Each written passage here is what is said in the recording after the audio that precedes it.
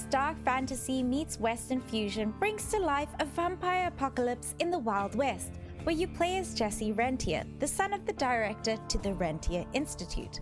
The Institute's main goal is to eradicate the vampires that plague the land, and Jesse is one of their finest vampire hunters. Honestly, this game is what I was hoping for in Redfall. Despite it being slightly glitchy at times, unlike the previous title, I could overlook this happily as Flying Wild Hog brought the fun with a capital F. Evil West is a third-person shooter RPG with a kick and recoil that will leave you stun-locked in your chair wanting more.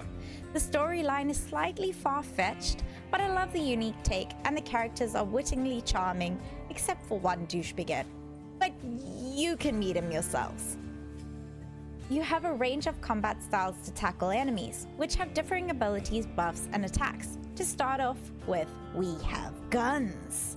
The first gun you will receive is a revolver. Although it isn't the strongest, it spits out bullets so fast, they won't know what hit him. Second is a classic rifle, perfect for those scope shots. My favorite though is definitely the crossbow, which has a fair amount of range, a fierce fire rate and damage, and once you have fully upgraded it, you can electrocute your enemies into submission. The boomstick comes in handy for those that you can't stun and need to keep some distance from, like your toxic ex. Am I right? Am I right? As for the flamethrower, aka the Scorcher, it is far from my preferred weapon, but it has a time and place, and one needs to utilize it to burn down pesky cobwebs and debris that block one's path. And lastly is the Gatling gun, because why not spray down your foes with some heavy artillery? The real fun for me was punching the living daylights out of the vampirs with my gauntlet and zapper. Your gauntlet pounds your rivals with brute force, from uppercuts that cannonball enemies into each other to your hero punch, while the zapper allows for some electrifying fun. Along the way, you will acquire a zapper pull, dash, and block, which all prove useful. I absolutely love pulling enemies in towards me just to cannonball them against a meaty boy. E-combos are executed after a stun and is a furious, rapid, electrifying pummel. Lastly, you have your supercharge, a chain of hefty dashes and punches. But wait, there is more.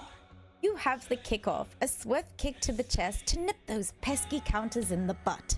Explosive bundles, finishes, a bit less gruesome than the Doom style, and a crippling rod. What is a crippling rod, you ask?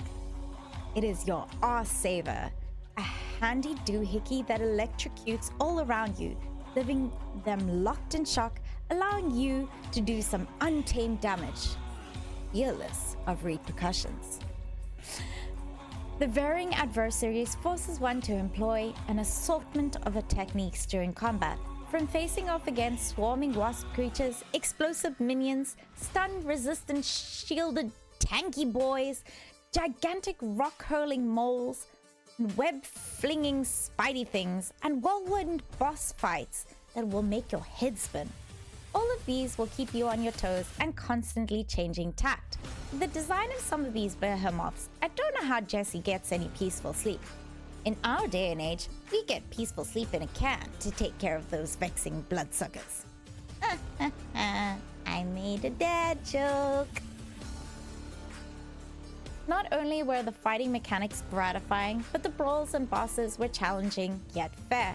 I could compare it to a Souls-like in the same sense that both hockey and polo are ball sports played with sticks, but I will say that it does in some vague sense resemble one. However, on my playthrough plus, I found the difficulty underwhelming at the beginning of the game, as now I had most of the upgrades and perks at my disposal, and I lost my appeal to replay it.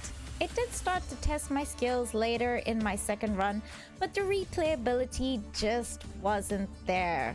That being said, I would still nominate this RPG for Soxy's Top Game Award.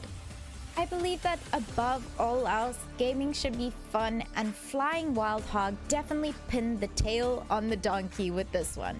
Thanks devs, and thanks all for listening. Don't forget to subscribe. Soxy Rabbit bouncing off.